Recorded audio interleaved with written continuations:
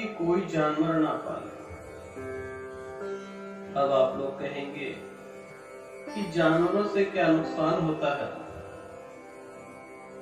कथा इस प्रकार से है कि एक संत की मृत्यु होने वाली होती है, तो वह अपने शिष्य को बुलाते हैं और कहते हैं कि मेरा आखिरी उपदेश यह है कि जीवन में बिल्ली कभी मत पालो। यही उनका उपदेश अंतिम उपदेश बन जाता है। इसके पश्चात संत की मृत्यु हो जाती है। संत जी तो परलोक सिधार जाते हैं। इधर इनका शिष्य बहुत व्याकुल, बहुत परेशान रहने लग जाता है कि महात्मा जी ये क्या कह गए। अक्सर महात्मा लोग ये कहते हैं कि प्रभु का सिमरण करो, भजन करो, कीर्तन करो, लेकिन महात्मा जी क्या कह गए कि बिल्ली मत पालना जीवन में। उन्होंने सारे ग्रंथ खंगाल डाले, लेकिन उन्हें अपने प्रश्नों का उत्तर न मिला। कुछ दिन पश्चात महात्मा जी के मित्र आश्रम में पधारे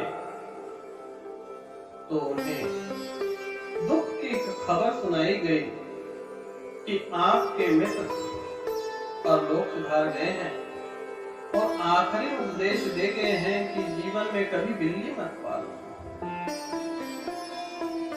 उनके मित्र जानते थे, उन्हें पहचानते थे। उन्होंने उस शिष्य को बिल्ली न पालने की कथा सुनाई जो संत के साथ घटी। संत जी 17-18 साल की आयु में जीवन से एकांत महात्मा बनने की सूझी और घर छोड़ने का फैसला किया। घर से 2 जोड़ी लंगोटी लेकर, सिर्फ 2 जोड़ी लंगोटी लेकर वह पर्वत की ओर चलने लगे। रास्ते में एक गांव पड़ा। वहां पर उन्होंने अपनी कुटिया बनाई और पूजा पाठ करने लगे। कुछ दिन तो ठीक चलता रहा। कुछ दिन पश्चात उनकी एक लंगोटी को मूसक देव गणेश भगवान की कृपा से उनकी लंगोटी को काट के छोटे छोटे टुकड़े कर दिए।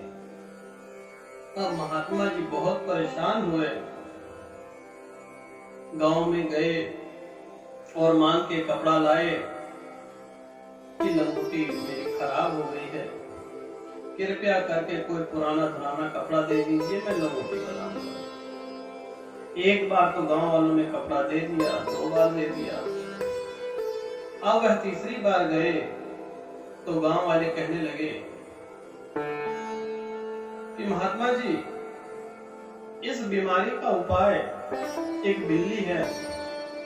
आपके चूहे बहुत आपको परेशान करते हैं, तो आप एक बिल्ली पाल लीजिए और बिल्ली आपकी समस्या का समाधान कर दे। अब महात्मा जी ने एक बिल्ली पाली। बिल्ली पाले तो कुछ दिन तो उसने चूहे खाए, पेट भरा रहा। अब कुछ दिन पश्चात बिल्ली भूखी बैठी रही। अब संत के घर कोई भूखा मर जाए ऐसा तो हो ही नहीं सकता। अब संत जी के सामने बिल्ली व्याकुल भूख से तड़प रही थी। तब वह गांव गए और गांव से दूध ले आए। 2-4 दिन तो गांव वालों ने दूध दिया, दही दिया, चलता रहा। फिर गांव वाले कहने लगे कि कब तक आपको दूध देते रहेंगे, ये लीजिए मेरे से भैंस ले जाइए और वहीं पर इसका दूध बिल्ली को भी पिलाना और स्वयं भी ग्रहण करना। अब बिल्ली तो दूध पिएगी, लेकिन भैंस क्या करेगी? भैंस को तो चारा चाहिए। अब गांव वालों से चारा मांगा, 2-4 दिन तो गांव वालों ने दे दिया।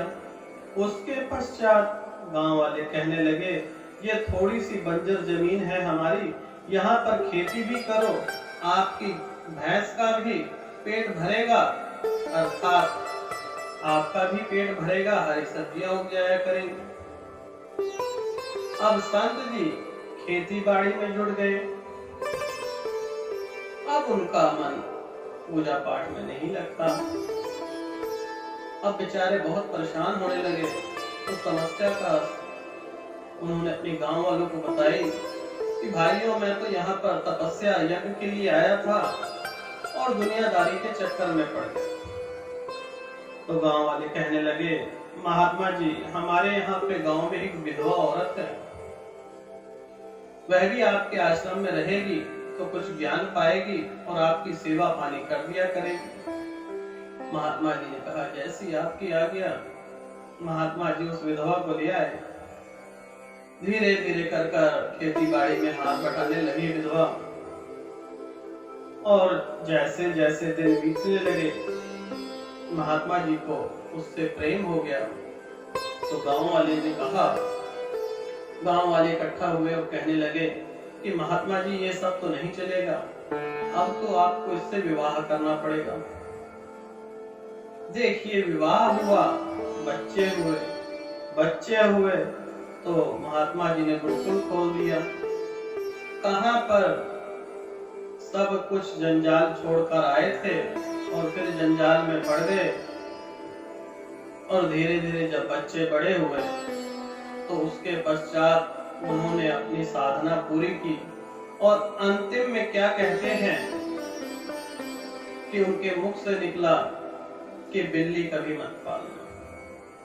भाइयों, आपको पता है कि बिल्ली की वजह से कितनी परेशानी खड़ी हो गई। बिल्ली तो एक मामूली सी वजह थी, वजह तो लंगोटी थी कि लंगोटी से जो दर्द खड़ा हुआ और वह कहां से कहां पहुंच गया और महात्मा जी की तपस्या भंग हो गई। इसीलिए महात्मा जी ने अपने आखिरी वचन में कहा कि जीवन में बिल्ली कभी मत पालना।